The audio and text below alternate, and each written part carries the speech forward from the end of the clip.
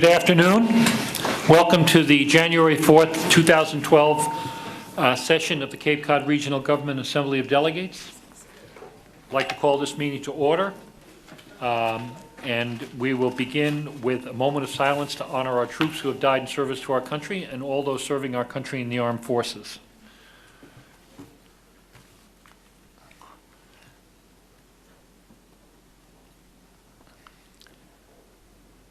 We will now stand for the Pledge of Allegiance.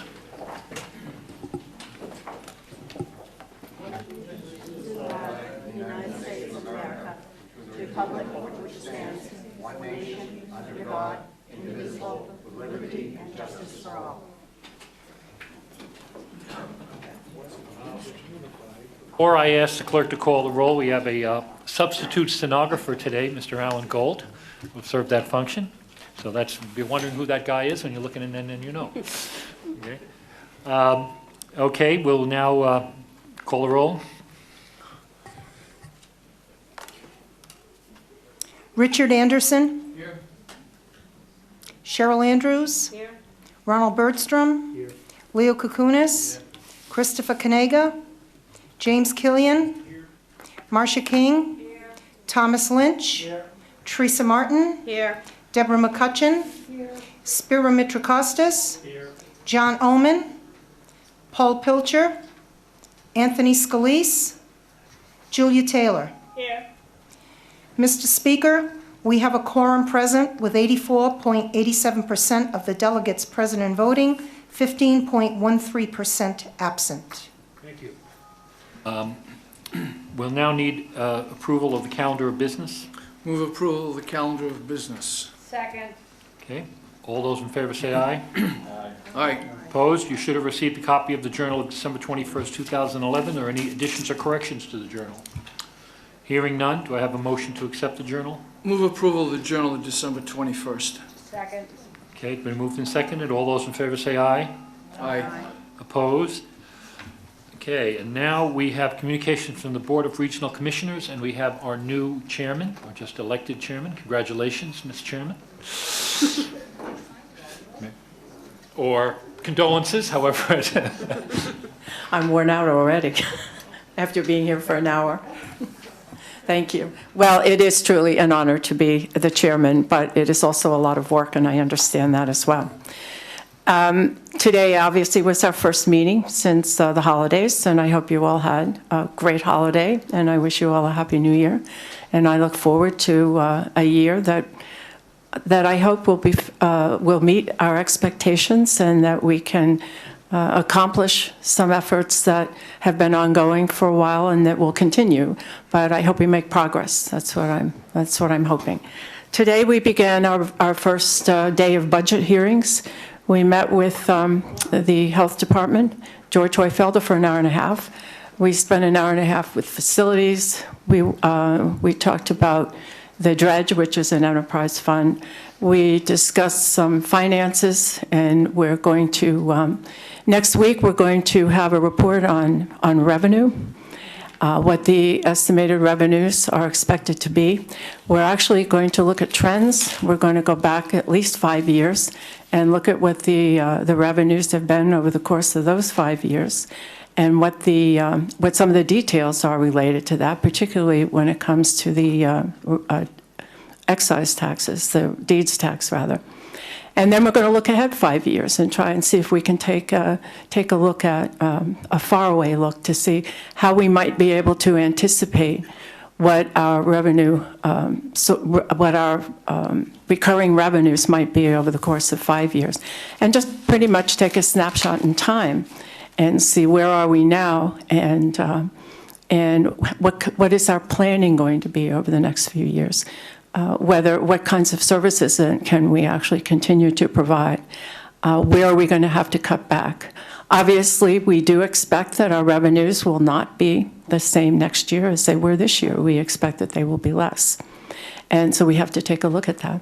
So they were very good discussions. And I had said to some of you earlier, it would be really nice if we could do some concurrent review of the budgets, because we get into some very detailed discussion with the departments about where they've been, where they're going, what their goals are for the course of the year, what their goals are ongoing, and they were very, very interesting discussions, particularly with George Heufelter and also with John, related to facilities management, because we are expanding the facilities at the old jail, and we're attempting to move some other activities of the county over there to utilize some of that space.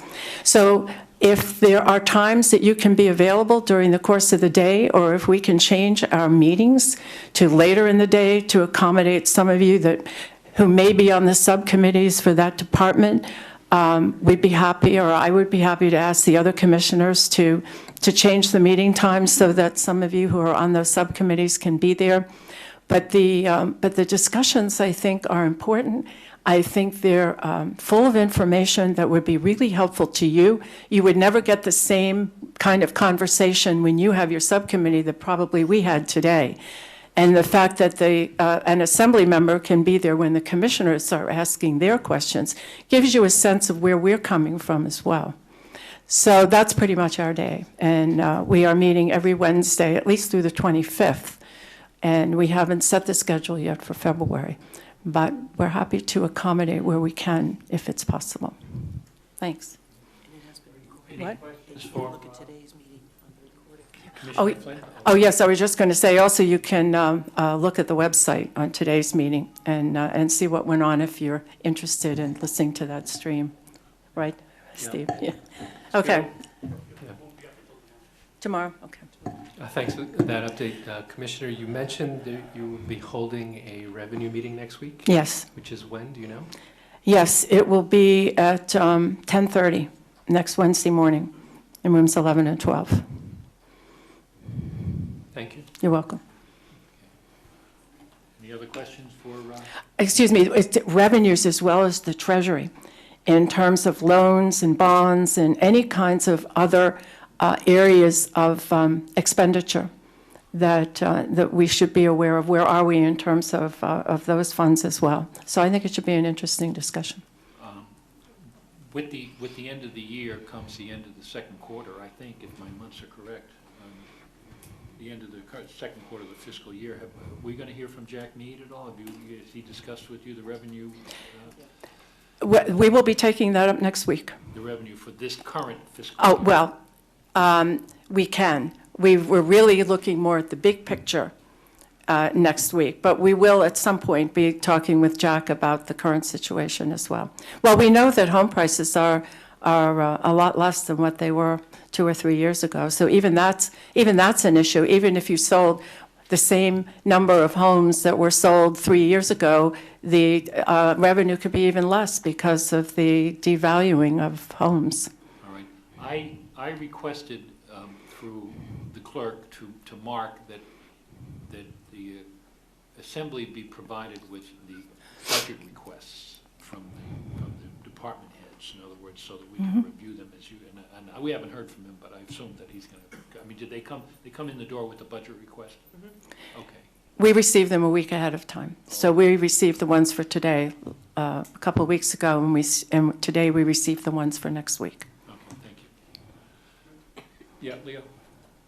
Mr. Chairman, just along the lines of what you just stated, didn't you kind of maybe ask if when we get the budget, instead of having another whole ream of papers, getting the requests in one hand and then the Well, that's commissioner's budget, can't we just get the commissioner's budget with the requests line on the same piece of paper? In other words, if somebody requests 100 but they only approve 50. I don't know that they make those decisions at the same meeting. No, we don't. No, and also I must say, some of these budgets are not complete because they don't include with the health insurance, because the Cape Cod Municipal Health Group has not yet determined what the premium costs are going to be. So there are certain things that are missing from those lines. We now are in the process of hearing the budgets, and we don't make a decision probably until March or the end of, on these budgets. We hear them all first. And then we look at the revenues, we look at all of that, so that we have a full sense of what the expenditures that are being proposed for the county Then we make the final decisions on each department after we have heard the whole. So we don't make them as we hear them. All right, is there anything else? Yeah. Not to belabor that point, but again, are we looking for, or could we ask the commissioners to, when they submit their budget to us, if it is a simple click of a mouse to, and I just use an example of the budget forms that we see, can we add an extra column in there, which is the requested budget Well, we're going to get the requested budget right away. in full? No, we're going to get the requested department, in other words, as a department head submits their request to the county commissioners, I'm we're just going to get a trying copy of save that. paperwork. Okay, I got enough stuff to read. you do. Speaker? Mr. Speaker? Yes? On a, on a separate subject, we received a memorandum on the open meeting law, remote participation, and adopting it requires the commissioners to promulgate those regs. Is this something you're doing, have Yes. done, or going to do? Yes, we did review, we received that by email a week or so ago from Attorney Troy, and we took it up today as part of our discussion, and decided that we did need to deliberate on that and actually have a policy for the county on the open meeting law.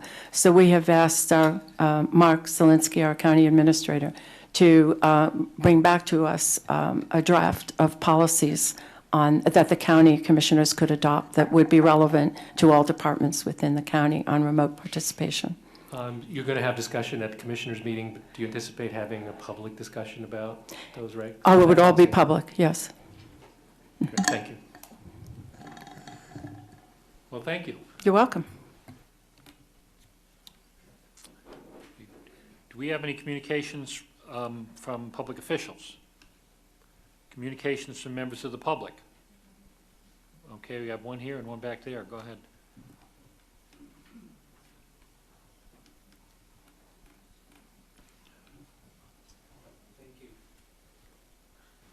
Thank you, Mitchell and Brewster. You will be hearing from the Special Committee on Inquiry into CVEC and CLC in just a few minutes. I just wanted to express my appreciation that that committee has stayed focused on its purpose and that their commitment to getting the information that they need. It is very impressive to see. I know that this is what the citizens across the Cape were looking for to the Assembly of Delegates, and you appear to be following that. So to the committee members and to the chair, I just want to share that appreciation. Thank you. Mr. Kenny?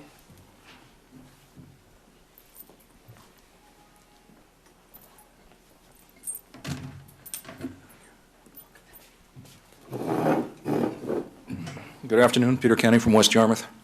I think I'll be brief, Ron. It's always apprehensive when somebody says that. Yeah, I always feel so welcome. I think there is, at least in my mind, some confusion, in spite of the meeting I just sat through, at which I think the chairman of the subcommittee did focus correctly on a clear path forward, what should be discussed and what was not appropriate for discussion at that meeting. I'll give you, for example, of what should be uppermost in the minds of everybody here. And if it is not for the current committee looking into CLC and CVEC, then it should be on some future committee's menu. Unless anybody here can answer for me the question why the town of Yarmouth paid $9,200 more for its municipal electricity through its CLC contract with Con Edison Solutions between January 1st and June 30th of this year, we need someone to look into that, unless somebody here can tell me why that's true. I'm sort of in the commercial energy brokerage business, and I think I know. 3 years ago, I went to a meeting in the town of Yarmouth in the town hall at which Maggie Downey made a presentation to anybody who wanted to attend about CVEC and explained how much it would cost to join, how it would operate, what the benefits were to the towns, what the the rights and prerogatives of the towns as members would be.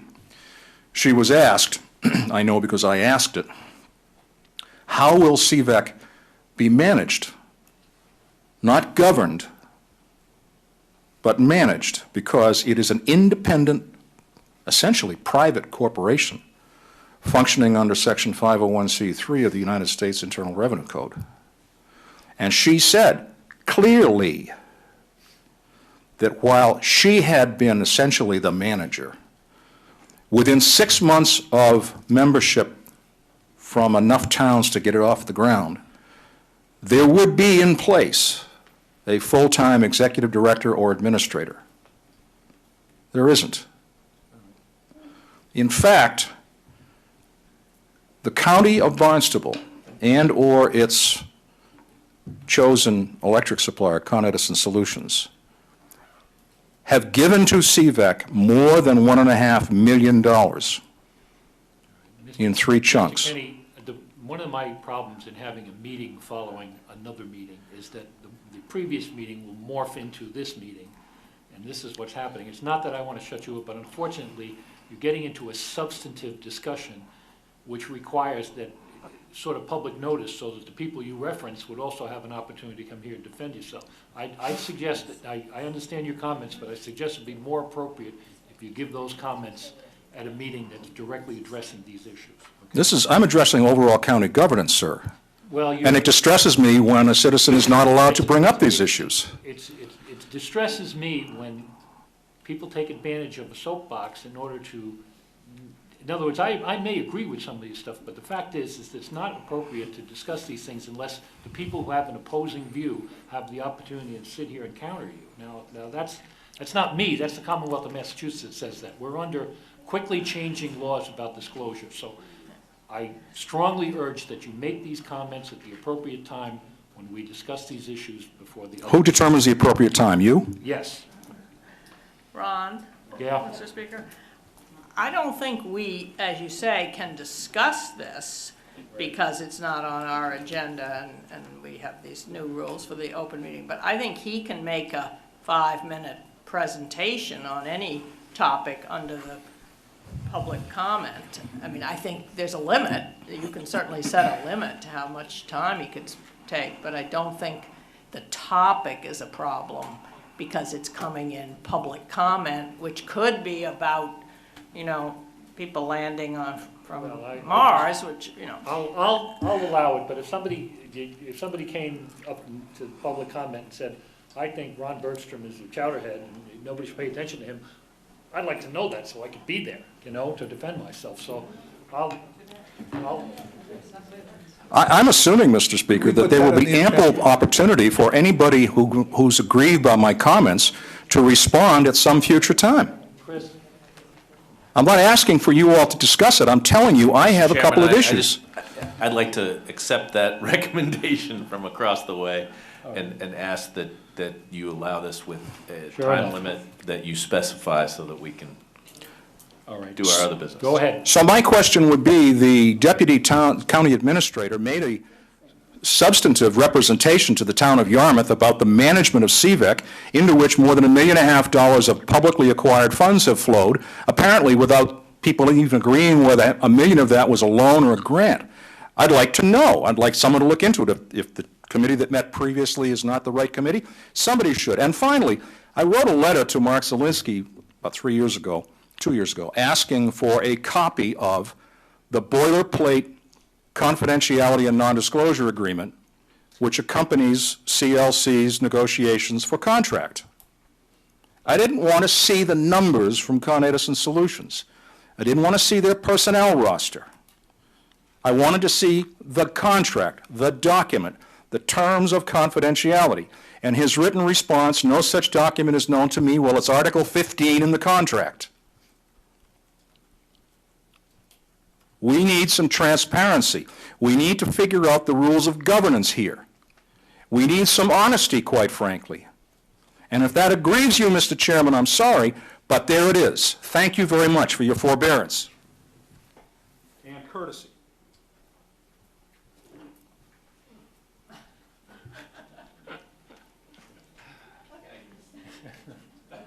And humor. All right, where were we before we were so rudely interrupted? Communications from members of the public. Did I see? Okay, we got that. The Assembly will now convene, and we will have a report from the Standing Committee on Finance. John is not here, so Tom? Yes, thank you, Mr. Speaker. The Committee on Finance met on proposed ordinance 11-10 on December 21st, 2011. We heard a proposal from Director Stacy Gallagher requesting $8,000 for Children's Cove for the purchasing of videotaping equipment for their forensic interview room. Director Gallagher gave us a bit of history of how the chiefs of police had come together and requested that videotaping of forensic interviews be conducted. That happened some time ago. The district attorney's office was the one that had the decision to approve the utilization of videotapes in court. That hadn't happened for some time, but apparently the district attorney has had a change of heart and has now approved the process. And this will make us the last county in Massachusetts to allow the videotaping of these very difficult cases and allow that information to be used in court. We had some questions from the committee as to, whether this would be a one-time expense. As you will see in the report, it's mentioned there's going to be a 2-year pilot project. In point of fact, we think this will be standard practice from now on. It saves trauma on the victims in this case. That interview processes, it doesn't need to be repeated, and that can be used to bring matters to court. I thought that Delegate Kanega made a good point when he said that, the Cape Cod has been traditionally resistant to prosecuting these types of matters, and he's in favor of anything that would promote a change that would help with the investigations. And I think the committee on a vote of 4-1 concurred with that, and we have that before you today, and I would hope that we would be able to approve this $8,000 appropriation. So on that basis, I would move that we approve proposed ordinance 11-10. Okay, it's been moved and seconded. Do we have any other comments on this? Yes. Cheryl? Thank you, Mr. Speaker. Just a process question. This vote is actually coming from the Assembly, not from the county commissioners. Is that right? So I guess my question is, who decided to ask for an additional appropriation as opposed to a transfer or any other funding source? Because frankly, that's where I'm going to get hung up on this, is that it's an additional appropriation. Yeah, the request, the proposed ordinance was handed to us several weeks ago by the commissioners. So we received that request from the commissioners, and I think what you're going to be, the committee needs to take a vote to approve the report, and then the speaker will ask for a vote from the Assembly, a call vote. Okay, so if I'm understanding the answer correctly, Okay, this is a report on the committee, yeah. the actual language of it being an additional, a supplemental, then actually comes from the county commissioners. Yeah, just a point of information. The clerk and I talked about this, is when we have a meeting like this and we have a report, we oftentimes approve the minutes of the meeting after we've taken the vote. So to try to clear that up, what Tom is doing is introducing the report of the committee. And what I'm going to ask is that the committee approve his report. In other words, the members of the finance. Yeah, he should ask that the committee remember, so that once the report is approved, then we'll move on to the main motion, which is the ordinance in front of us. Does everybody understand what we're doing? Yeah, I'm surprised, but. Yeah, Mr. Speaker, I'm getting an answer that sounds like you didn't understand my question. When money is spent by government, it can either be because we're raising and appropriating, or because we're transferring, or because we're borrowing. And this particular language says a supplemental appropriation. So I was just confirming that the origination of that language was the county commissioners. Yes. And the answer is yes. As the ordinance, yes. If I may, from the Finance Committee, I have a motion to approve the report as prepared by the clerk as an accurate representation of what happened at our meeting. So moved. Second. Any discussion on that report? All those in favor? Aye. Okay. Opposed?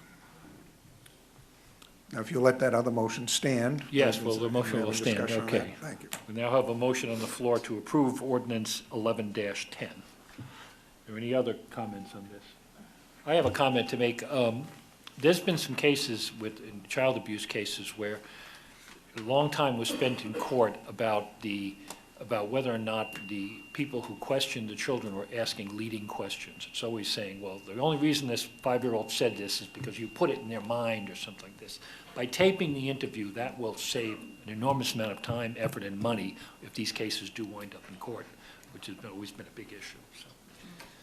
So we have a motion. It's been, Julie? A question to follow up, Cheryl. Do we know where the money is coming from? Yes, the money's coming from statutory reserves.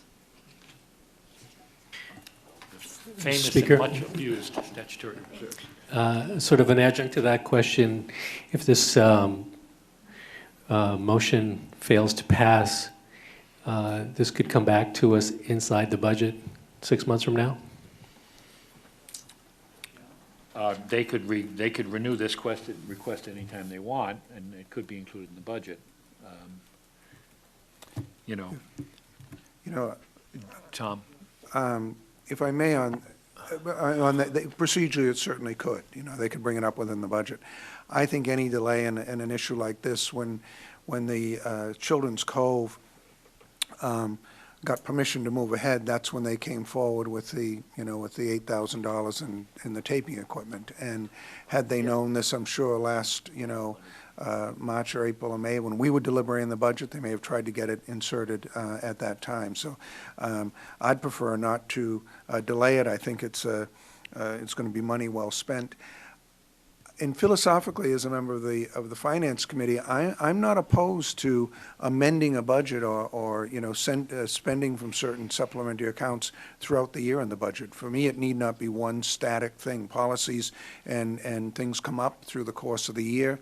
If the commissioners or if an assembly member had an issue that they felt they needed to bring forward and we need to do it outside of the regulatory budgetary process, philosophically, I would certainly entertain this. So I can understand where some may have, some difficulties with that. But, I feel in this instance, this is a very solid example of why we should be flexible and able to respond to requests like this that really is an important issue to and tool to give to Children's Cove in dealing with abused children.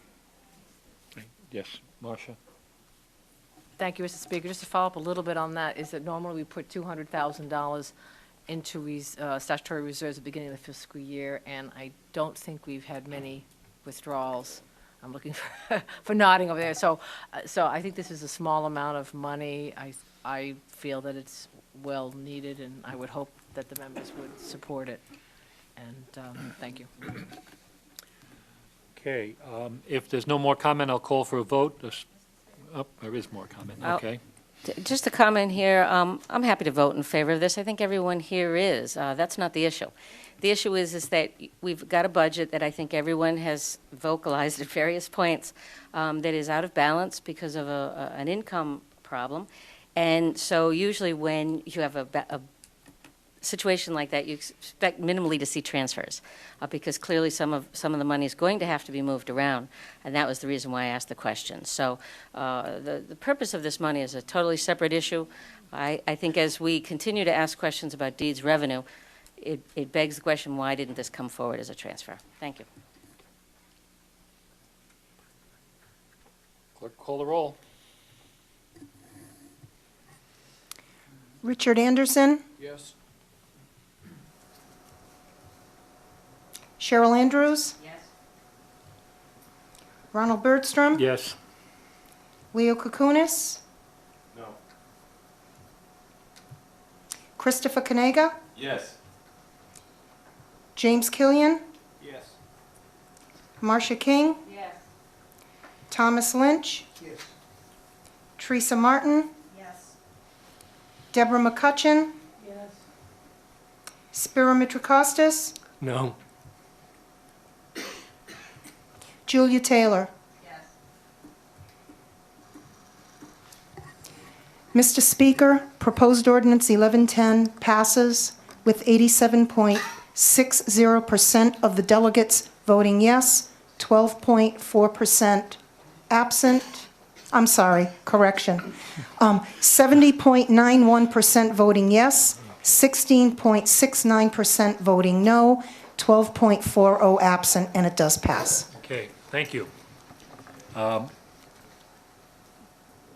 Next, we move to reports from committees. We had a committee report. We had a committee meeting of the Special Committee Inquiry into CVEC and CLC. Unfortunately, I had put on the agenda public comment toward the end of the meeting, and those of you are here, but about 70 people showed up, or maybe 50 people, all of them ready to go. And obviously, we didn't have the time to accommodate them, nor any intention of opening up a public debate. I simply thought people would comment at the end of the meeting on what we had discussed. So we had to quickly inform people, much to the disappointment, some of them came from the vineyard, that we were going to try to limit the discussion to the members of the committee. And then later on, we had a brief discussion on procedure and going forward. Delegate Kukunis suggested we have a public meeting on this where we take public comment, and that we have tentatively scheduled for February 1st. It may be a good idea, may not be a good idea, but there it is for what it is. I think that the substance of our discussion, well, maybe I'll let Deborah speak to this. You want to speak to what happened at the meeting? I'm sort of sitting here, and I'm supposed to recognize someone. Yeah, there was basically a discussion about the massive pile of paperwork they gave us, which nobody has gotten through yet. Leo's about halfway through working through CVAC first. I'm about halfway through working from CLC first. At some point, we're going to meet in the middle. Jim is trying to do as much as he can. And I'm just jumping through. I'm not going from page 1 to 5 to 9. I take the odd numbers first. Attorney McLaughlin, who is the president of CVAC, was quite adamant that he wanted there to be public testimony, and apparently had rallied his troops and had them all, the pump primed, but I don't think we were really quite ready for that.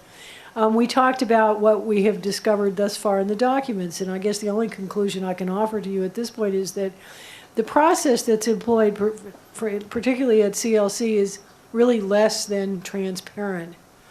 I went through all of the minutes of the board meetings, and not until 2011, is there any meeting in which there is an actual vote on a budget that meeting then recites it should be a roll call, and no prior minutes do that. The CVAC minutes, if you look at them, are replete with motions and seconds and votes, and the Cape Light minutes, many meetings have no motions at all. It's a report on activities of the staff is what it seemed to be. There's a question as to how financial decisions are made. That's what I have to say. There is an executive committee that under the bylaws is only empowered to meet and act between meetings of the board, but that committee appears to be where the decisions are made, if they are made by the board.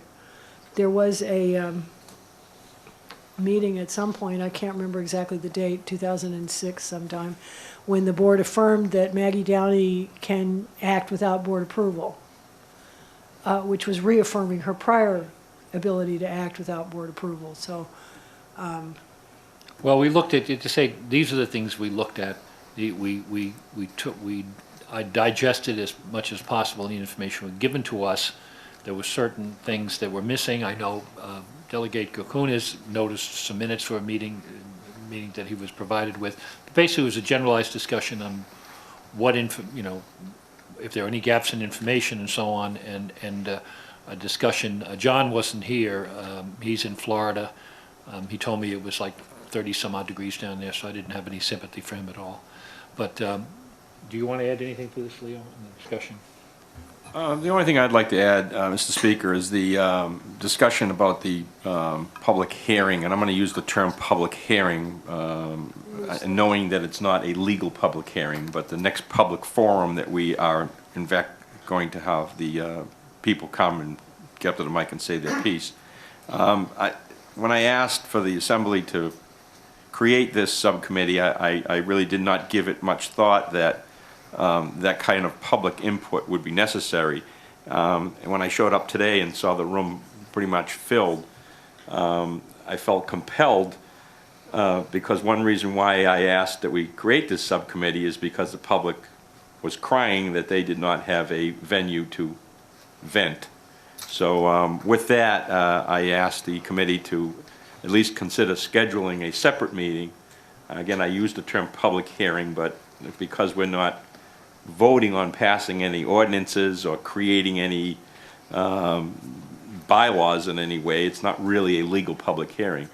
But at least will gives the committee the sense that, okay, you know, all these people want to say something, we're going to give you our ear for at least 2 hours anyhow. What will actually, I'm not sure what the committee is going to gain by that receiving that testimony, but I think it was the right decision for us to do because, again, the public obviously wants to be heard. And I think out of courtesy, I was prepared to give them 2 hours of my time to hear them. Jim, do you have anything to add to that? No. Okay. Mr. Chair? Yeah. Julia, Tom, okay, go ahead. Well, question, I guess, or just a general comment. I mean, of course, I'm familiar with why this particular group of, well, are they county organizations, are they not county organizations, but CVEC and CLC are very controversial with the public now because of some of the wind turbine issues, I think. But I'm interested in that, but I'm more interested now because of the other committee that's talking about revamping county government. And I think that there's sort of a lot of people who think, well, a public-private partnership is great, and you know, there's other activities out there that are not unlike this relationship where the commissioner is on the JTEC group. So I'm really hoping that you're going to come up with some guidance as to if the county does have some connection, is it truly an organization that is responsible to the voters or not? And if it's not responsible to the voters, we really have to make that crystal clear, and we have to, I think, cut certain ties. If they are responsible to the voters or want to be in a public, I'm just not sure this whole public-private partnership is working that well, and I'm worried about it. And so I'm hoping that you're doing the heavy lifting to ease my mind. Yeah, Mr. Speaker, I'd like to speak to that just briefly. CVEC is like Open Cape. It's a 501c3 corporation that's really a separate entity. It may have a government connections, but it's a separate entity.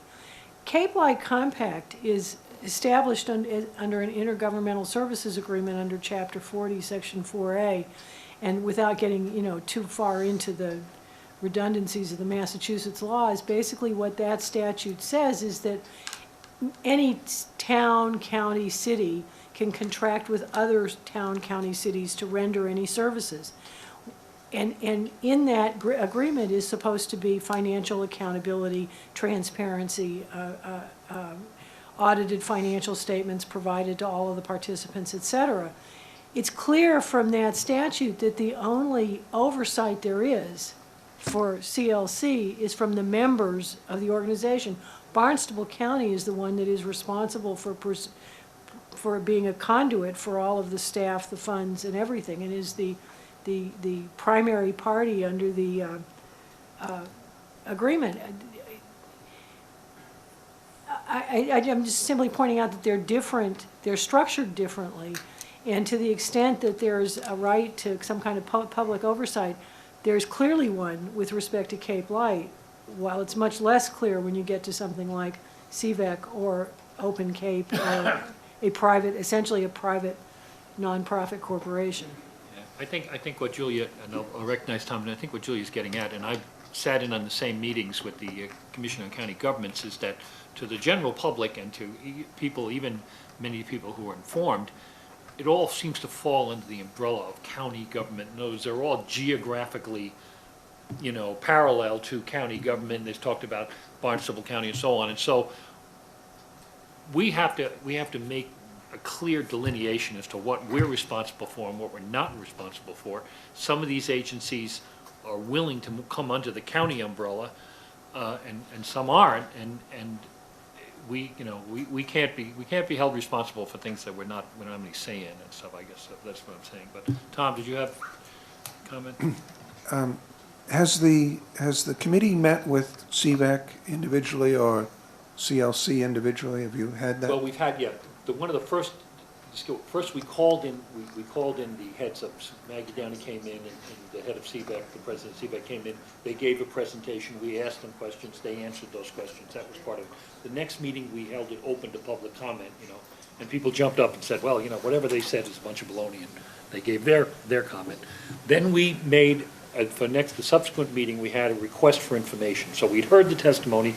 We took in the information and said, here's the documents we need to clear these things up.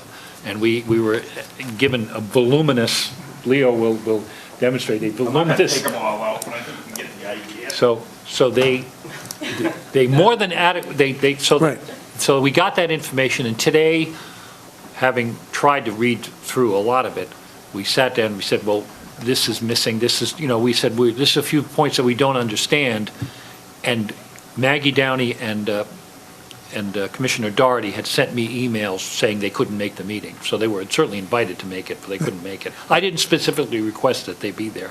I'm not going to drag them in unless they're willing to do it. So. And I appreciate that framework there, but I'm wondering, when this investigative committee was set up, it was set up because, as I recall, a group brought forth a letter with a variety of concerns. They had, and they were written out. And in my view, I thought we had jumped prematurely just based on listening to one side, that you formulated an investigative committee. So you start your investigation. Am I to assume that you took the list of questions that were brought forward by the group, and they have been posed to CVEC and CLC, and you have responses from those? No, you would be wrong in that. We didn't take the specific request from any group. The questions that were posed to the members came from the committee. So the committee, once it decided to have the investigation, put aside the concerns that the group had. Well, we didn't put it aside, but we didn't specifically, the requests we made were requests after hearing from both advocates and opponents and complainers and defenders. We decided what we wanted to know. In other words, it wasn't just passing on information. So you have a list of questions that you are investigating. That we asked for information. I'd love to see those. Okay, that would be from the second meeting we had. And you're staying focused on that portion. Yeah. And you now feel that you need a public hearing to address those questions. No, because I don't understand why you're having the public hearing. I can understand a committee meeting to investigate and having a list of questions and digging in to resolve those and all the information you have and going back to the sources and looking for that's missing and posing the questions that the committee now feels it needs to address. Yeah. I feel that you might have a public hearing and get 30 more questions. Well, and are you going to, I think your expectations of the public should be very clear. If you're just saying, we're going to let you talk, and we're not going to respond, there's going to be a problem with that. If you say, we're interested in what you want to add to these questions that we're trying to address, I think maybe the public hearing has some merit. I agree with you, Tom, and we had a great deal of discussion on that. And without prejudicing my personal opinion on that matter, since I'm the chair and have to deal with it, I'll refer to Delegate Kokonis, who was. I agree with you 100%, Tom. I don't think that this special committee was formulated and is in conducting themselves in a fashion that a public hearing forum, I'm going to use that term, would have been anticipated or would have come on its own through the committee. I believe the only reason why I made the motion was because the room was filled with 50 to 80 people who obviously wanted to express their views. And because one of the questions that we were asked to investigate was public openness, I kind of thought that Tom and I and the rest of the committee wouldn't be able to get out of the room if we took a stand, although I kind of think you're right that this committee is not formulated to take public comment. What we're formulated to do is to discuss amongst ourselves, look at information, request more information, maybe request individuals or people to come in front of us and come up with some type of an overall determination of what we found. But in order to get out of the room and to satisfy what, again, I believe was the outcry from public, and by the way, I think it was pretty weighed 50-50 in the room. There was pros and cons of the issues. It was just a way to satisfy the public. And again, I don't know how to answer the question, what are we going to get out of the public forum meeting that we're going to have, because we discussed that as a subcommittee, and I don't think any of us could answer that question other than to satisfy the public's desire to say something. Well, and I appreciate that. I'm not trying to second-guess the committee. I think you have your We did deliberations. I did inform the people who were assembled here in very direct terms, maybe a little too direct, that we weren't going to take public comment on green energy, individual wind turbines, that we're only going to allow comment on the specific issues that we had decided to address as far as disclosure and as far as in conflicts and so on. And I didn't accept public comment initially. Finally, I broke down and I recognized the head of CVAC. Somebody else stood up. He started to speak. Another guy jumped up, called him an expletive, and stormed out the room. So I knew right away that perhaps public comment was not going to be a good idea. So, that's where we are, Tom. So it's not pretty, but it's. Right. I guess I'm also just a little concerned that, when we created when Mr. Kokonis made the motion to create this, you did it based on responding to people who were in front of us, and it was only one side. And they had a lengthy list of concerns, and I'm very pleased that we were willing to respond to those. I'm just a little surprised now to find out, and if I were one of those members of the group that felt they were heard, why are you not going back and looking at those concerns? You've now made up your own concerns, and which is good. They seem. I'll look at those questions. I haven't seen those, and I guess I'm thinking that. You seem to be responding, but I don't know if you know where you're trying to get to. If you've defined your questions and you want to refine those and you think public comment will help with all that, I'd try to give instructions when you were soliciting the comments so that they fed into the questions so that it helps you with your deliberations when you want to figure where we're going. Right. Prior to us actually appointing this committee and starting hearings, there were a number of, broad-scale issues that were raised. Some of them, after the committee got appointed, we were bombarded with, several detailed, multi-page, 10, 15, 20-page emails about these are the things we want you to ask about. Essentially, it's boiled down to just a few issues that the committee feels that its mission is to investigate. For example, we really don't think it's part of our charge to determine whether any county employee was rude to anybody who came and asked for records. it's just not, we're not going to get into that level of stuff. We're also not interested in understanding who supports what kind of alternative energy or non-alternative or development of what and who's in what position on what. There were some broad issues, and those were the things we asked for documents about. Who has oversight for these two organizations, and what kind of financial transparency is available? I mean, for example, Mr. McLaughlin, in one of the first meetings we had, said that the only vehicle available for anybody who wanted to look at the transparency and the financial issues with respect to either of these entities, and primarily Cape Light Compact, is the open meeting law and the public records law.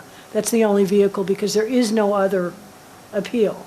So what we are looking at was the issues about transparency, about financial accountability, and about, help me here, We're looking at who is in practice is making the decision, not how the structure is set up, getting conveyed but to the, how it's actually being done. is it being done in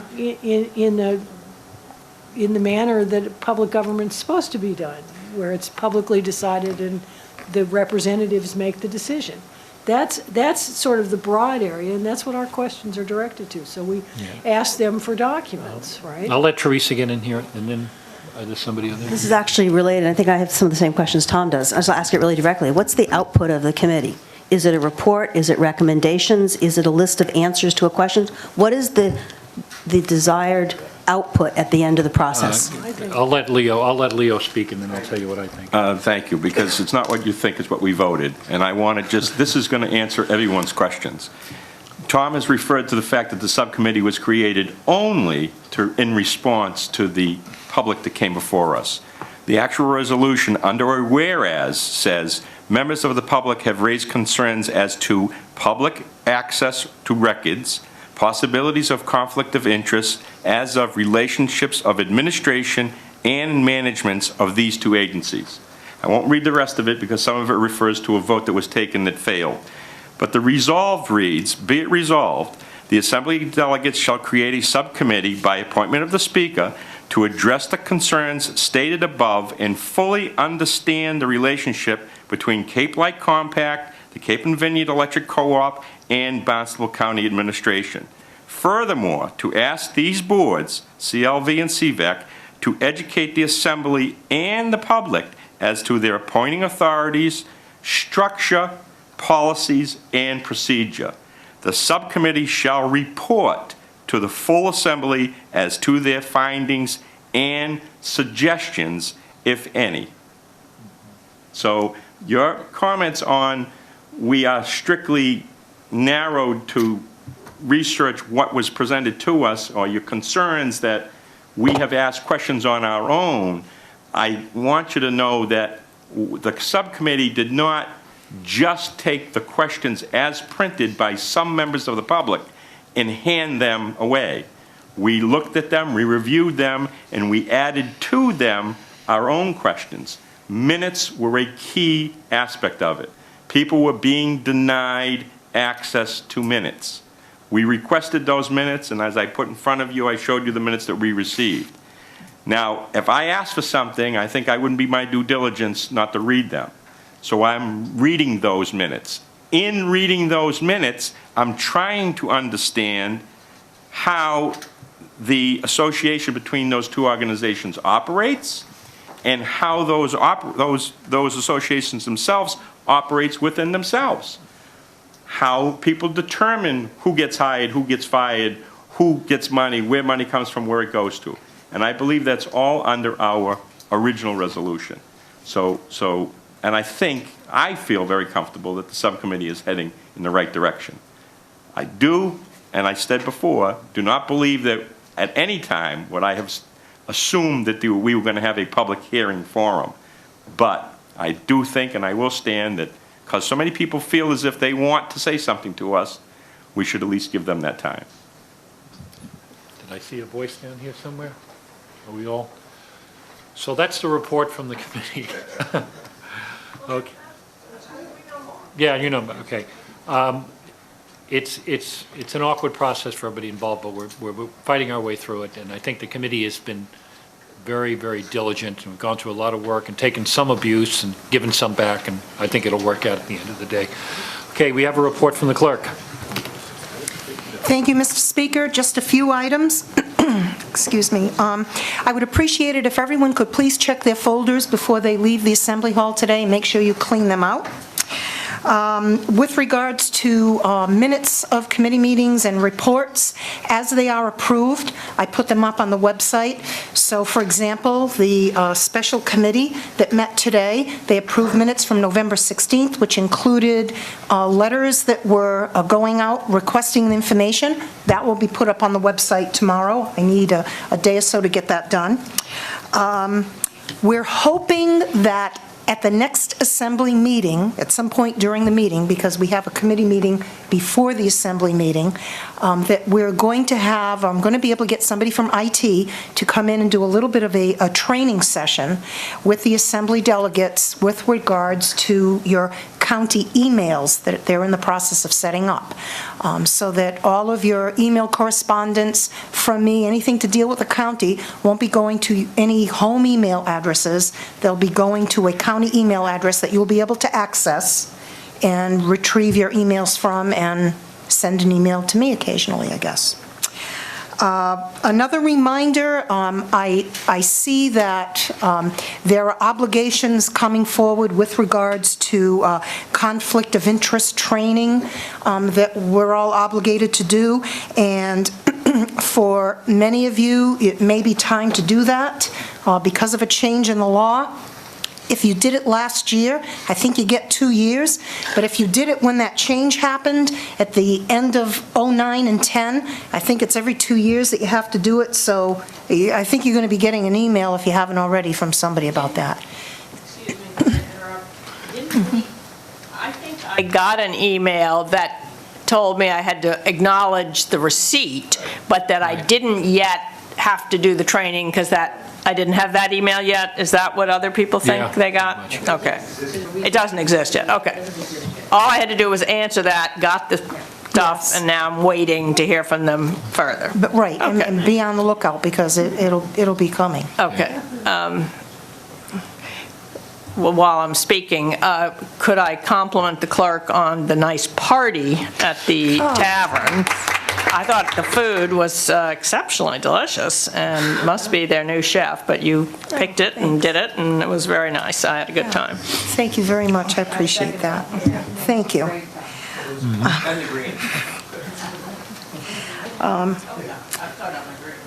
And I picked things that weren't going to die quick. And my last comment is with regards to the meeting that was scheduled for 6:30 this evening. Some of you may not have gotten the message because you might have been on your way here or very busy today, but the meeting at 6:30 of the Special Commission on County Governance has been canceled, and they're rescheduling that for the 11th. So whatever they were planning on today will be part of the meeting on the 11th, which is next Wednesday. So I don't know if everybody got that message, but I just thought I'd pass that along to you. And that's it. Okay. I'd just like to add that Janice will have been with us a year, coming up in about a month or so. February 22nd. February 22nd. And as part of the budget process, as part of the review process, I'm considered a department head, and I'll be doing a review on her performance over the years. So you can imagine that what I'm going to say, but if any of you have any comments or anything to add privately to me, feel free to do so. But certainly worked out, in my opinion, and she's got additional responsibilities, which we had nothing to do with, but I'm happy that you took them on. So I think it's been a positive experience for everybody involved. And she lives in Chatham, so of course I'm sort of prejudiced. But anyway, so we will go on. So other business. I put this on the agenda because I knew there'd be some discussion. You heard the commissioner, chair of the commission, speak about how the budget process is going on. I'm seriously concerned about this year's revenues because I don't think we can, I said this last week, last meeting, I'll say it again, I don't think we can take a look at how we're going to do fiscal 13 unless we know how we're going to get through fiscal 12. They seem to be reticent in their report to us on that, and it's now halfway through the fiscal year. They had reports from their department heads today. That's easy for them, but it's almost impossible. I had to send a notice to all of you in case you could make it, but I mean, it's a practical matter. How many of us can do that, you know? So I just wonder if you have any suggestions or comments. I'm going to have Mark send you the department head requests so you can review them along with the commissioners, so we'll know where we're starting from. And I'll try to get as much information to the delegates when it becomes available to the commissioners and so on in their procedures. But if anybody has any suggestions right now, I'm looking right down the line yet. Mr. Speaker, if I can reiterate what I've said before and what I communicated to you by email, that it would be, I think, most helpful if we can meet with the commissioners prior to their submitting a budget to discuss revenues. It's really not going to make a big difference to us if they submit it will make a difference to us if they submit a budget that's out of balance. So rather than get a budget that's out of balance, can we just have the conversation about revenues first? It should come at the end of their committee meetings, which is at the end of June. It sounds like they'll be working on the budget in February before they submit it to us in March. So if you could schedule a meeting with them either here or there, or at some neutral site we'd be both willing to meet at, I think it would go a long way to resolving, I think, the issue that's we're really kind of dancing around here. Chris? Yeah, at one point last year, I specifically asked, and I think it was produced one time, the revenue side. We get the expense side, but we haven't, other than that one time, I think, received that. And so I would just like to renew that request that we get, at least on a quarterly basis, the revenue side of county government. We've made that informal request, but I'll make it to an informal manner. Julia? I seem to remember on the list that you sent out about their meetings, there was one that was sort of a general budget discussion. When was that? I think that was the very last one. In January? I think so. I think it was the 25th. And at what time? 2:30. Well, that might be, maybe you could suggest that would be a time we'd like to talk about the revenue as well.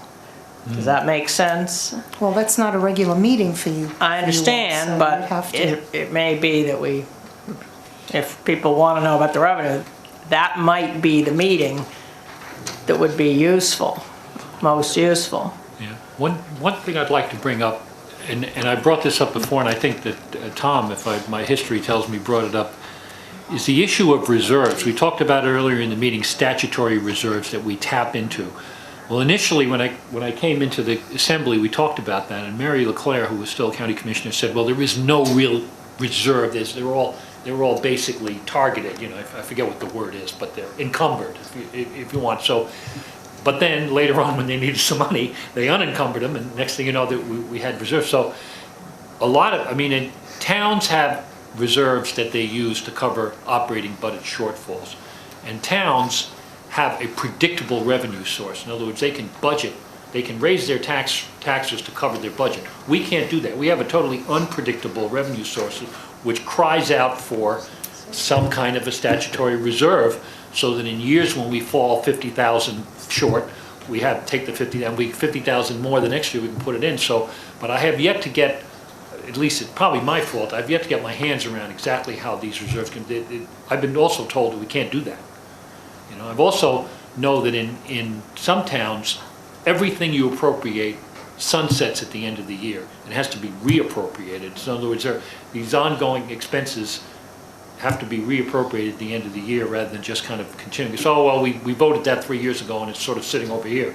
So I think these are questions that besides looking at how much we're spending on X, Y, and Z, I think we can look at the overall questions of the budget process and how we can use the reserves and if we're going to use them at all. So I'm hoping that we take, as you know, a more aggressive approach this year. And I'll pass it on to the Finance Committee and let them do the heavy lifting. So, yeah.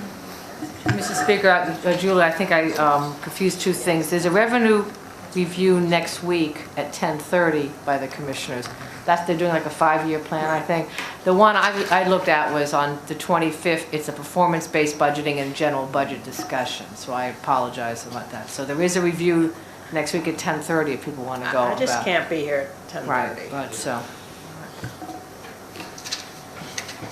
Tom? Ron, were you asking if we had questions, if you were attending those sessions? Is that how you started this out? In terms of how the budget is progressing this year? No, I unfortunately, I was thinking about attending the session. I called John, turns out he's in Florida. I thought he would attend. I expected there to be a meeting after this meeting, so I would have been here from 9 to 1 and then from 2 to 9.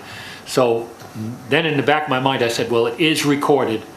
Steve will have it available How tomorrow. to get on to those. Tomorrow. Commissioners. So the actual discussions will be available to everybody who wants to look them up. I agree with Commissioner Flynn that we could do a collaborative approach, but the question is when and how can we do that? For me. You know, what, you know, Could I ask the clerk to send out how to get on the commissioners' meetings easily? You know, I know it's not hard, but just remind me. On the Right. It's Yeah, YouTube. I think Kara posts the videos once she receives them. I know I've been trying to do that with the assembly video, with the agenda and the minutes. And I think she's doing the same, so I can certainly just double check that and let you know. yeah. Oh, sure. We need a motion to suspend the rules for a second. Okay, all those in favor say aye. Aye. Opposed?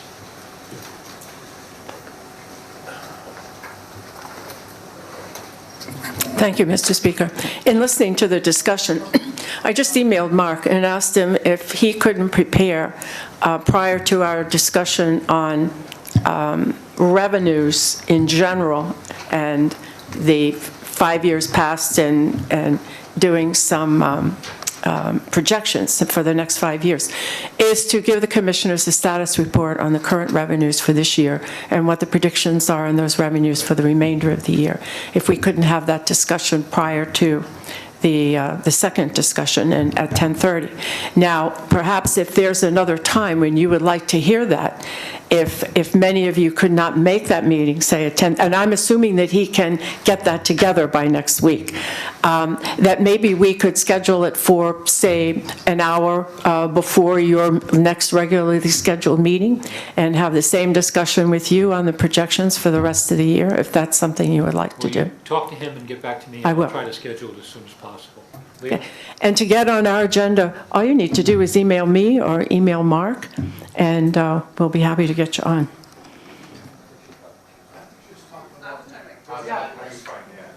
Pardon me? How do you get online and watch? Oh. Yeah, access it. Yeah, Teresa. Can I just say it aloud so that it'll be here on the record? The URL is http://www.barnstable-county.org/county-commissioners/meeting-notes. Okay. And Is that 2 hyphens or 3? yeah, but it's very easy. If you Google Barnstable County Commissioners video, you'll pull it up. While I have this on my mind, is Janice is going to be faced with, if we use the usual procedure, she's going to be faced with scheduling meetings of the subcommittees on the appropriate sections of the budget. And that's going to be a negotiation between her and the chairs of those subcommittees. So the chairs of the subcommittees are going to decide when they can meet and what information they want. So that's very important. If you're a chair of, let's say, government regs, or you're chair of Health and Human Services, you should get together and decide what information you want, who you want to speak to, and what your availability is, so that so we can accomplish that. It sounds like we're going to have an accelerated schedule. They're going to get the budget when we're supposed to, and we're going to have an extra month more than we did last month. But I'm hoping for good things. Julie? Well, I'm thinking for my Natural Resources Committee, I would hope that we can get the members to look at the videos of the commissioners' meetings prior to having the committee meeting. I still think we need to have a committee meeting, but we could certainly learn a lot and simplify our discussion on things that are really important if we've all watched the videos of the, And also. of the bigger, of I- the I- presentation to the commissioners. In reference to something that Leo brought up earlier in the session, I think when he was discussing with Commissioner Flynn, it'd be when I've seen budgets in town budgets, what I've seen is a department request for 2012, department expenditure, department request for 2013, and the approved expenditure or recommended expenditure by the commissioners so that we can line up. Because every budget, unfortunately, starts with last year's budget, what we're going to do. So we'll try to put it in a format that's easily accessible, give everybody as much information as they possibly can get, and try to reach some kind of a conclusion within the assembly so that if we differ in our views from the commissioners significantly, we can begin the resolution process and come to some compromise within a reasonable amount of time. That's the optimistic view. Leo? Mr. Speaker, could I just ask that you continue to put on the agenda, under the Assembly convenes, the budget discussion kind of general clause? Because like you, I had all intentions of making this morning's budget hearings with the commissioners, but I had commitments off Cape. I actually drove over the bridge today and made it back in one piece.